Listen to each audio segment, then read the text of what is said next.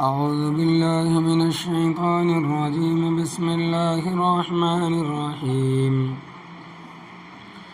ستجدون آخرين يريدون أن يأمنوكم ويأمنوا قومهم كلما ردوا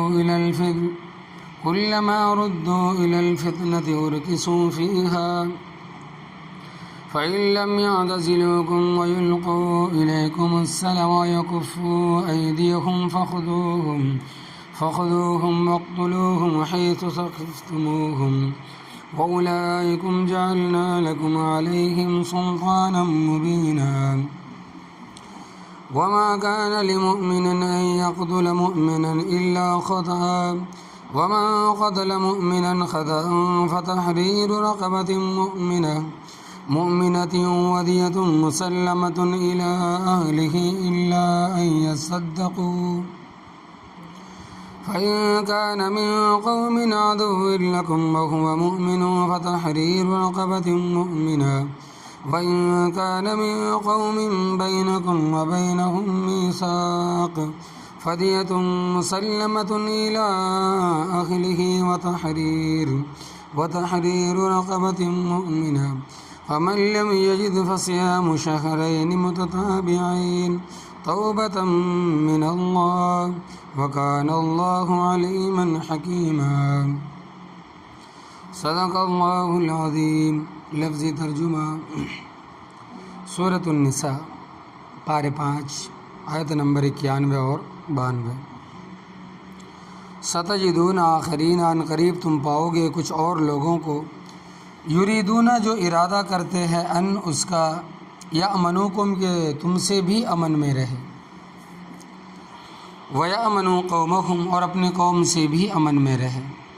کلما جب کبھی بھی، ردوا الی الفتنۃ ان کو لوٹا گیا فتنے کی طرف، ان کو لوٹایا گیا فتنے کی طرف، ردوا الی الفتنۃ ان کو لوٹایا گیا فتنے کی طرف، ارکسوا فیہا تو لوٹا دیے جائیں گے اس فتنے کی طرف. فإن لم يعتزلوکم پس اگر وہ تم سے الگ نہ رہیں، وَيُلْقُوا إِلَيْكُمُ السَّلَامَ اور تمہاری طرف صلح کی پیشکش نہ کریں، وَيَكُفُّوا أَيْدِيَهُمْ اور نہ روکے اپنے ہاتھوں کو، فَخُذُوهُمْ پس تم پکڑو ان کو، وَاقْتُلُوهُمْ اور ان کو قتل کرو، حَيْثُ ثَقِفْتُمُوهُمْ جہاں کہیں بھی تم ان کو پاؤ، وَأُولَئِكُمْ اور وہی لوگ ہیں، جعلنا لکم بنایا ہم نے تمہارے لیے، علیہم ان پر، سلطانا مبینا کھلا غلبہ. وما کان لمؤمن اور نہیں لائق کسی مومن کے، ان یقتل مؤمنا یہ کہ قتل کرے کسی مومن کو، الا خطأ مگر غلطی سے، ومن قتل مؤمنا اور جس نے قتل کیا کسی مومن کو خطأ غلطی سے، فتحریر رقبۃ پس آزاد کرنا ہے ایک غلام کو، مؤمنۃ جو مومن ہو، ودیۃ اور مال کا بدلہ ہے، مسلمۃ جو سپرد کیا جائے گا، الی اہلہ اس مقتول کے وارثوں کے،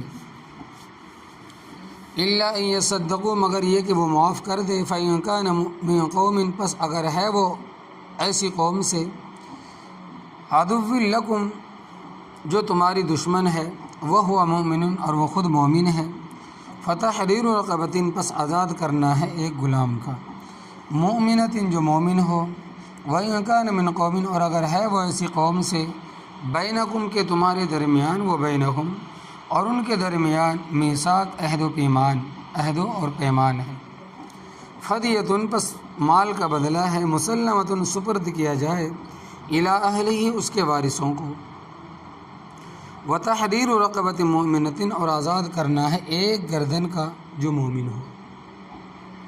فمن لم یجد پس جس نے نہ پایا غلام اور لونڈی، فصیام شہرین پس روزے ہیں 2 مہینے، متتابعین لگاتار متواتر، توبۃ من اللہ یہ ہے توبہ اللہ تبارک و تعالیٰ کی طرف سے، وکان اللہ اور ہے اللہ تبارک و تعالیٰ، علیما جاننے والا، حکیما حکمت والا.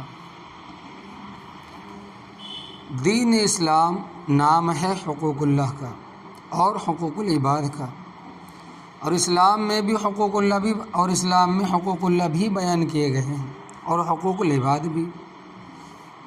اور دونوں پر بڑا زور دیا گیا، اور مسلمانوں پر دونوں قسم کے حقوق کی پابندی لازم اور ضروری ہے۔ اللہ تبارک و تعالیٰ کے حقوق کی بھی پابندی کریں اور حقوق العباد بھی ادا کریں۔ پھر حقوق العباد میں مسلمانوں کے حقوق بھی بیان فرمائے اور کافروں کے حقوق بھی بیان فرمائے، بلکہ پیغمبر آخر الزمان حیوانوں کے حقوق بھی بیان فرمائے۔ چنانچہ حدیث پاک میں آتا ہے کہ نبی کریم صلی اللہ علیہ وسلم مدینہ طیبہ کے باغوں میں سے ایک باغ کے پاس سے گزر رہے تھے۔ ایک اونٹ آپ صلی اللہ علیہ وسلم کو دیکھ کر وہ اونٹ جو ہے بڑبڑانے لگا اور اس نے خاصا شور کیا اور تڑپا۔ تو آپ صلی اللہ علیہ وسلم اونٹ کے پاس تشریف لے گئے اور اونٹ نے اپنے مالک کی 3 شکایتیں کی۔ اس اونٹ نے اپنی مالک کی 3 شکایتیں کی۔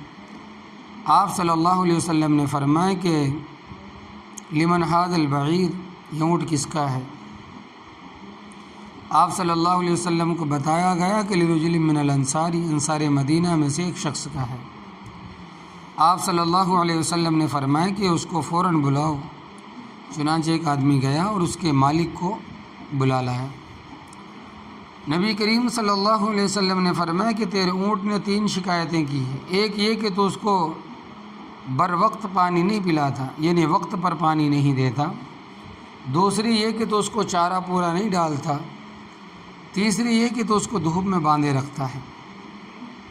فرمایا کہ اتقوا اللہ فی ھذہ البہائم، ان کے حقوق کے بارے میں اللہ تبارک و تعالیٰ سے ڈرتے رہو۔ یاد رکھنا جو مالک اپنے جانور کو وقت پر پانی نہیں دیتا اور اس کی ضرورت کے مطابق چارہ نہیں ڈالتا، گرمی سردی کا خیال نہیں کرتا، قیامت والے دن اللہ تبارک و تعالیٰ کی طرف سے اس کی گرفت ہوگی، پکڑا جائے گا وہ انسان۔ اسی طرح ابو داؤد شریف میں روایت ہے کہ آپ صلی اللہ علیہ وسلم ایک سفر میں تھے۔ راستے میں ایک ایسا مقام آیا جہاں کافی درخت تھے۔ ایک درخت پر چڑیا کا گھونسلہ تھا، اس میں اس کے بڑے خوبصورت بچے تھے جن کے پر اگے ہوئے تھے مگر ابھی اڑ نہیں سکتے تھے۔ ایک نوجوان درخت پر چڑھا اور اس کے بچے اٹھا کر گود میں ڈال لیے اور قافلے کے ساتھ چل پڑا۔ وہ چڑیا آ کر اس کے سر پر اڑنے لگی، کیونکہ اس نے دیکھ لیا تھا کہ میرے بچے اس کی گود میں ہیں۔ وہ پھڑپھڑاتی ساتھ بھی چلتی رہی، پھڑپھڑاتی رہی۔ کہیں وہ چڑیا کندھے پر آ کر بیٹھتی، اس کے کبھی سر پر آ کر بیٹھتی۔ آپ صلی اللہ علیہ وسلم نے دیکھا تو فرمایا کیا بات ہے نوجوان نے بتایا کہ حضرت میں اس کے بچے اٹھا لایا ہوں، اس لیے میرے سر پر پھڑپھڑا رہی ہے۔ تو آپ صلی اللہ علیہ وسلم نے فرمایا کہ اگر تمہارا بچہ کوئی اٹھا کر لے جائے تو تم پر کیا گزرے گی؟ آخر یہ بھی تو اس کے بچے ہیں، جاؤ فوراً اس کے بچے اس کے گھونسلے میں رکھاؤ۔ تو اسلام نے انسانوں کے حقوق بھی بیان فرمائے اور پرندوں کے حیوانوں کے حقوق بھی بیان فرمائے، اور فرمایا کہ غیر مسلم جس طرح کی روش تمہارے ساتھ اختیار کرے، جس طرح کا رویہ تمہارے ساتھ اختیار کرے، تم بھی ان کے ساتھ اس طرح پیش آؤ۔ چنانچہ عرب کے 2 قبیلے بنو اسد اور بنو غطفان، یہ دونوں قبیلے بڑے ہوشیار اور شرارتی تھے۔ جب مسلمانوں کو ملتے تو ایسے انداز سے گفتگو کر دے کہ مسلمان سمجھتے کہ بڑے مخلص ہیں، حتیٰ کہ نبی کریم صلی اللہ علیہ وسلم بھی ان کی باتوں پر یقین کر لیتے یہ مخلص لوگ ہیں۔ اور جب اپنی قوم کے پاس جاتے تو کہتے کہ ہم تمہارے آدمی ہیں، وہاں تو ہم ان کو دھوکہ دینے کے لیے گئے تھے۔ گویا جب مسلمانوں کے پاس جاتے تو غیر جانبداری کا ثبوت اور یقین دلاتے، اور جب اپنی قوم کے پاس جاتے تو کہتے ہم تمہارے ساتھ ہیں، تم جو فیصلہ کرو گے ہم اس پر عمل کریں گے۔ تو اللہ تبارک و تعالیٰ فرماتے ہیں کہ ستجدون آخرین، ان قریب پاؤ گے تم کچھ اور لوگوں کو، قبیلہ بنو اسد اور قبیلہ بنو غطفان، یریدون جو ارادہ کرتے ہیں ان یامنوکم، اس بات کا کہ تم سے بھی امن میں رہیں، ویامنوا قومہم، اور اپنی قوم سے بھی امن میں رہیں۔ کلما ردوا الی الفتنہ، جب کبھی بھی ان کو لوٹایا گیا فتنے کی طرف، یعنی شرارت اور لڑائی کی طرف، اور کسوا فیہا، تو لوٹا دیے جائیں گے اس فتنے کی طرف۔ یعنی جب بھی تمہارے خلاف کسی لڑائی کی نوبت آئی تو اس میں دوڑ کر شامل ہو جائیں گے۔ یہ تمہارے پاس صرف جان بچانے کے لیے آتے ہیں، یہ تمہارے مخلص نہیں ہیں، اس سے محتاط رہو۔ فَإِن لَّمْ يَعْتَزِلُوكُمْ، پس اگر وہ تم سے الگ نہ رہے، وَيُلْقُوا إِلَيْكُمُ السَّلَامَ، اور تمہاری طرف صلح کی پیشکش بھی نہ کریں۔ یلقو کا جملہ بھی لم کے نیچے داخل ہے۔ یہ بات میں طالب علموں اور قاریوں کے لیے کہہ رہا ہوں، دونوں جملہ کا مطلب بنے گا پس اگر وہ تم سے کنارہ کشی اختیار نہ کرے اور صلح کی بات تمہاری طرف نہ ڈالے، وَيَكُفُّوا أَيْدِيَهُمْ، یہاں پر بھی واو کے بعد لم ہے، معنی ہوگا اور نہ روکے اپنے ہاتھوں کو، فَخُذُوهُمْ وَاقْتُلُوهُمْ، بس تم پکڑو ان کو اور قتل کرو ان کو، حیث ثقفتموہم، جہاں کہیں بھی تم ان کو پاؤ، کیونکہ وہ تمہارے پاس آ کر غیر جانبداری کا اظہار کر کے تمہیں غلط فہمی میں مبتلا کرتے۔ وَأُولَٰئِكُمْ جَعَلْنَا لَكُمْ، اور وہی لوگ ہیں بنایا ہم نے تمہارے لیے، علیہم ان کے خلاف، سلطان مبیناً کھلا غلبہ، جہاں کہیں بھی تمہیں ملے ان کو قتل کرو۔ آگے اللہ تبارک و تعالیٰ فرماتے ہیں کہ مومن کی شان نہیں ہے کہ وہ مومن کو قتل کرے، مومن کی شان نہیں ہے کہ وہ مومن کو قتل کرے مگر غلطی سے۔ قتل عامد کے متعلق کل کی آیت کریمہ میں آئے گا کہ اس کا کیا حکم ہے۔ اس آیت کریمہ میں قتل خطا کا بیان ہے۔ فرمایا کہ وَمَا كَانَ لِمُؤْمِنٍ أَن يَقْتُلَ مُؤْمِنًا إِلَّا خَطَأً، اور نہیں ہے لائق کسی مومن کے یہ کہ قتل کرے کسی مومن کو مگر غلطی سے۔ قتل خطا کی کئی صورتیں، مثلا ایک صورت یہ ہے کہ ایک آدمی نے شکار کھیلتے ہوئے ہرن یا خرگوش یا مرغابی پر فائر کیا، وہ جا کر کسی مسلمان کو لگ گیا جس کا اسے کوئی علم نہیں تھا، ادھر کوئی آدمی ہے اور وہ مر گیا تو یہ قتل خطا ہے۔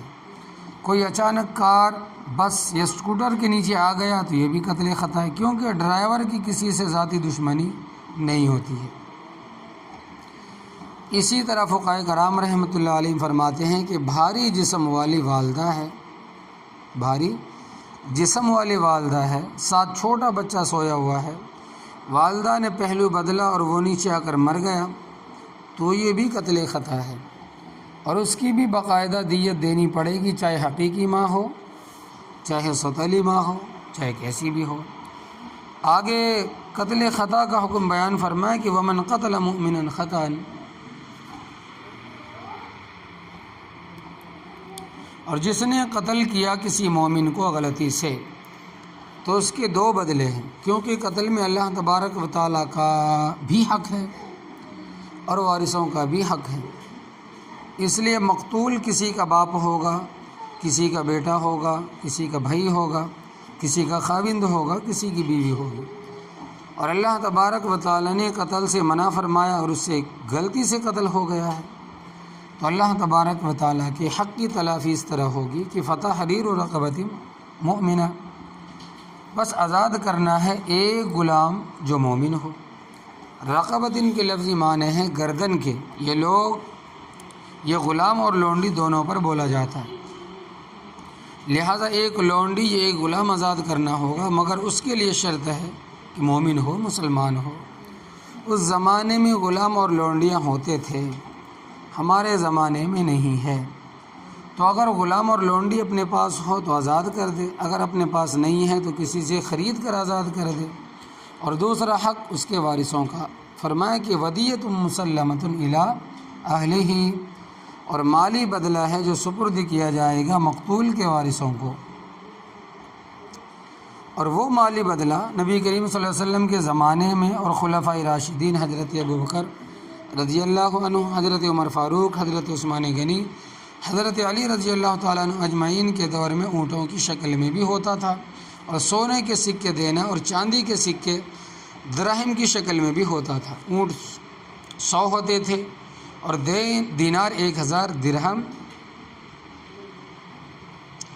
دینار 1000 اور دراہم 10,000 دیت تھی، یہ مکمل دیت تھی، اور اگر کوئی کسی کی آنکھ ضائع کر دیتا تو اس کی دیت 50 اونٹ تھی، اور اگر ہاتھ کاٹ دیتا تو اس کی دیت 50 اونٹ تھی، ٹانگ کاٹ دیتا تو اس کی دیت 50 اونٹ تھی، اگر کسی کی داڑھی مونڈ دیتا، نعوذ باللہ من ذالک، اور اگر کوئی کسی کی داڑھی مونڈ دیتا تو اس کی دیت 100 اونٹ تھی۔ گویا شریعت میں داڑھی کی قدر ایک نفس کے برابر ہے، ایک جان کے برابر ہے۔ اس زمانے میں 100 اونٹ 1000 مالیت کا ہوتا تھا، اور درہم کے حساب سے 10,000 درہم کی مالیت کا ہوتا تھا۔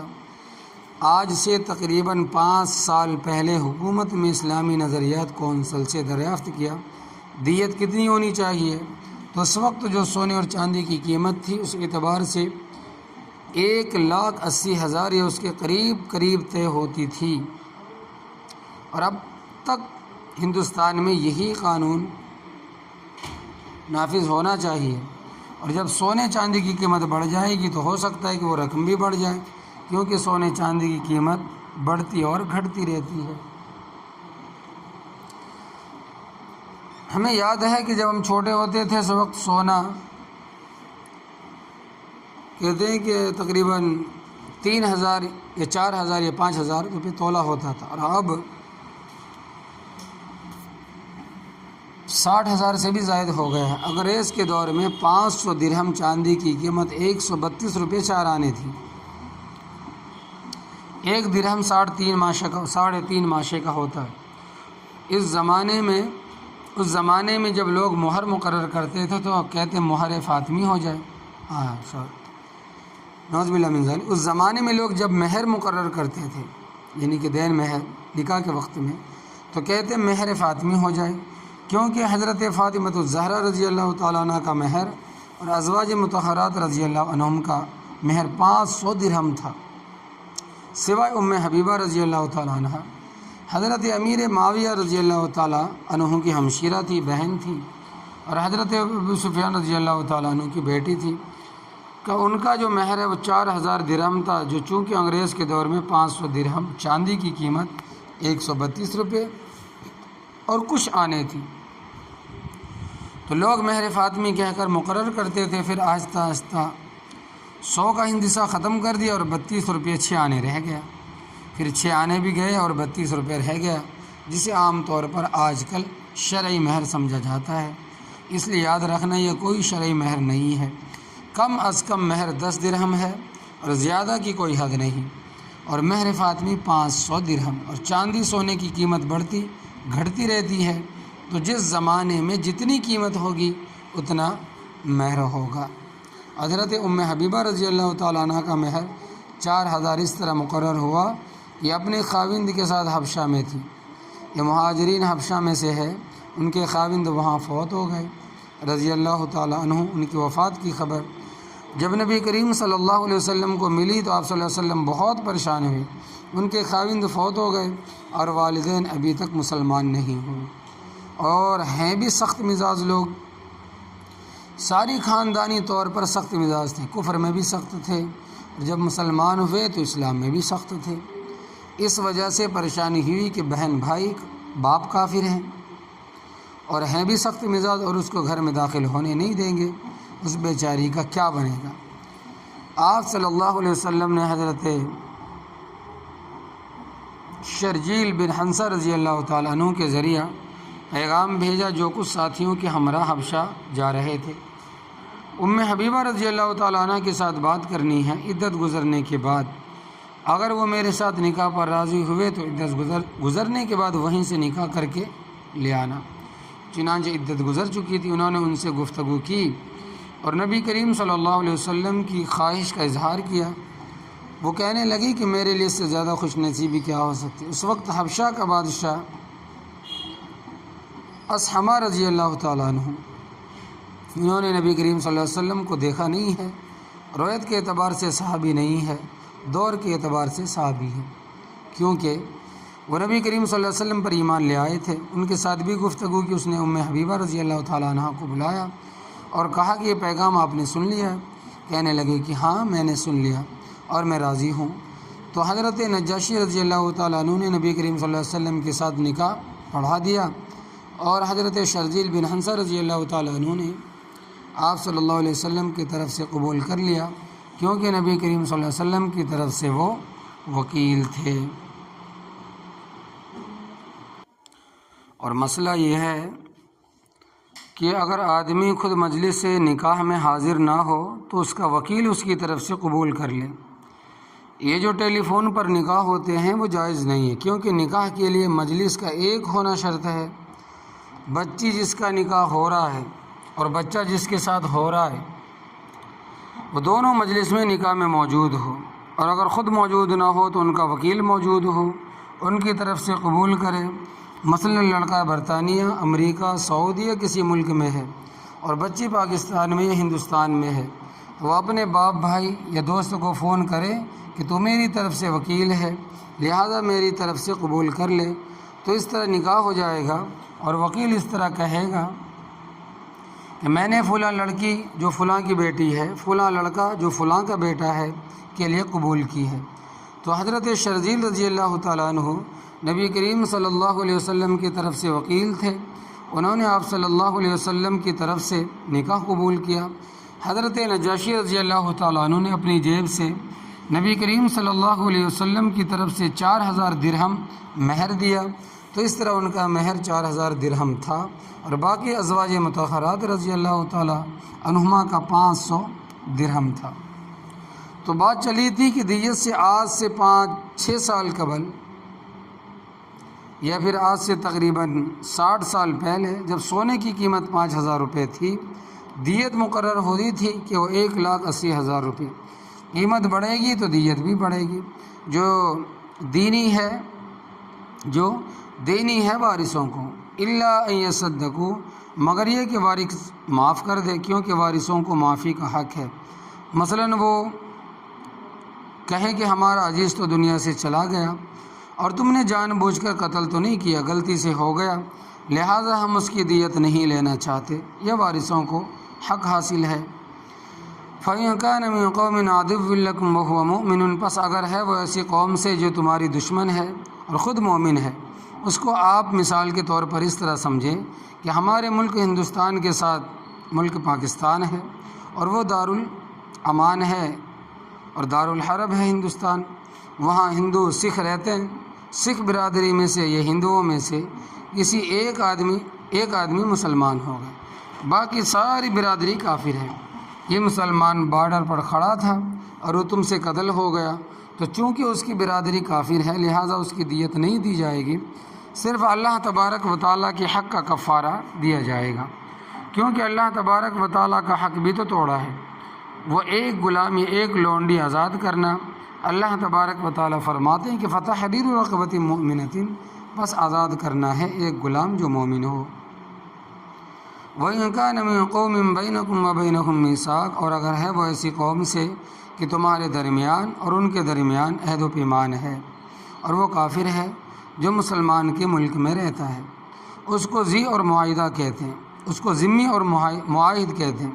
اس نے معاہدہ کیا ہوتا ہے کہ میں ملکی قوانین کی پابندی کروں گا، اور حکمران طبقہ کے ذمہ ہے کہ اس کے مالک اور جان کی حفاظت کرنا۔ وہ کافر جو مسلمانوں کے ملک میں ذمی بن کر رہتے ہیں، ان پر مکمل اسلامی قوانین کی پابندی کرنا لازم ہوتی ہے، سوائے 3 چیزوں کے، شراب اور خنزیر کے، ان میں وہ آزاد ہے۔ شراب بنائیں پیے، سور پالیں کھائے، نیز ان کے آپس میں نکاح، طلاق، وراثت کے حکام بھی ان کے مذہب کے مطابق ہوں گے۔ تو نبی کریم صلی اللہ علیہ وسلم کا فرمان ہے کہ الخمر لہم کالخل لنا، شراب ان کے لیے ایسے ہی جیسے ہمارے لیے سرکہ ہے، والخنزیر لہم کالشاۃ لنا، اور خنزیر ان کے لیے ایسی جیسے ہمارے لیے بکری ہے۔ ان کے علاوہ باقی ساری اسلامی حکام ان پر لاگو ہوں گے۔ مثلا اگر وہ اپنی ماں، بہن، بیٹی کے ساتھ نکاح کو جائز سمجھتے ہیں تو اسلام ان کو اجازت نہیں دے گا، اور وہ ہمارے ملک میں ایسا نہیں کر سکیں گے، یا وہ کہیں کہ سود ہمارے یہاں حلال ہے، ہم تسلیم نہیں کریں گے۔ اگر وہ کسی کو قتل کریں گے تو ان پر باقاعدہ وہی حد جاری ہوگی جو مسلمانوں پر جاری ہوتی ہے۔ تو فرمایا کہ اگر مقتول ذمی قوم کا ہے اور ہے مسلمان، مطلب یہ ہے کہ باقی سارے کافر ہیں اور یہ ان میں سے مسلمان ہو گیا۔ تو جیسے بعض قادیانی مسلمان ہو جاتے ہیں یا بعض عیسائی مسلمان ہو جاتے ہیں یا منکرین حدیث میں سے مسلمان ہو جاتے ہیں یا بعض رافضی مسلمان ہو جاتے ہیں۔ تو اگر مقتول ایسی قوم کا فرد ہے کہ تمہارے اور ان کے درمیان عہد و پیمان ہے، فدیۃ مسلمۃ الی اہلہ، پس مال کا بدلہ ہے سپرد کیا جائے گا اس کے وارثوں کو، وتحریر رقبۃ مؤمنۃ، اور آزاد کرنا ایک گردن جو کہ مومن کا ہو۔ فمن لم یجد، پس جس نے نہ پایا غلام یا لونڈی، اگر کسی کو غلام اور لونڈی نہ ملے، جیسے آج کل شرعی طور پر کوئی غلام یا لونڈی تو نہیں ہے، یا اگر اس زمانے میں غلام تو ہو مگر اس کے پاس نہ ہو اور نہ خرید کر آزاد کرنے کی طاقت ہو، فصیام شہرین متتابعین، پس روزے ہیں 2 مہینے کے لگاتار متواتر، 2 مہینے لگاتار روزے رکھنے ہیں، درمیان میں فاصلہ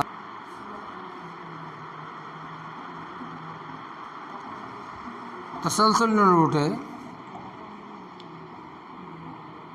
اگر تسلسل ٹوٹ گیا تو اثر نو شروع کرنا پڑے گا۔ مثلا ایک آدمی نے روزہ رکھنے شروع کیے، 50 رکھ چکا یا 25 رکھ چکا اور 55 رکھ چکا، اتفاقاً بیمار ہو گیا اور آگے جو روزہ نہیں رکھ سکا، تو اب جب شروع کرے گا تو اثر نو پھر سے 1 سے لے کر 60 تک روزے رکھے گا اور پورے 2 مہینے رکھے گا، کیونکہ تسلسل ٹوٹ گیا تھا پچھلے روزوں کا، تو اس کو الگ ثواب ملے گا۔ البتہ عورتوں کا مسئلہ الگ ہے۔ مثلا کسی عورت سے قتل خطا ہو گیا ہے، اس نے روزے رکھنے شروع کیے، 20-25 روزے رکھے اور ایام ماہواری شروع ہو گئے، تو جب یہ دن اس کی عادت کے مطابق ختم ہوں گے، کیونکہ کسی کی عادت 5 دن کی، کسی کی 7 دن کی، کسی کی 10 دن کی ہوتی ہے، تو پاک ہو کر روزے رکھنا شروع کر دے گی اور جتنے باقی رہ گئے تھے وہ پوری کرے گی۔ ایام ماہواری کی وجہ سے اس کا تسلسل نہیں ٹوٹتا، کیونکہ اس کے بس میں نہیں ہے۔ نبی کریم صلی اللہ علیہ وسلم حج کے سفر پر روانہ ہوئے، حضرت عائشہ صدیقہ رضی اللہ تعالیٰ عنہ ساتھ تھی۔ جب مقام صرف پر پہنچے جو مکہ مکرمہ سے باہر تھا اور اب شہر میں داخل ہو گیا، یہاں آپ صلی اللہ علیہ وسلم ٹھہرے ہوئے تھے، آپ صلی اللہ علیہ وسلم اپنے خیمے میں تشریف لے گئے، تو حضرت عائشہ صدیقہ رضی اللہ تعالیٰ عنہ رو رہی تھی۔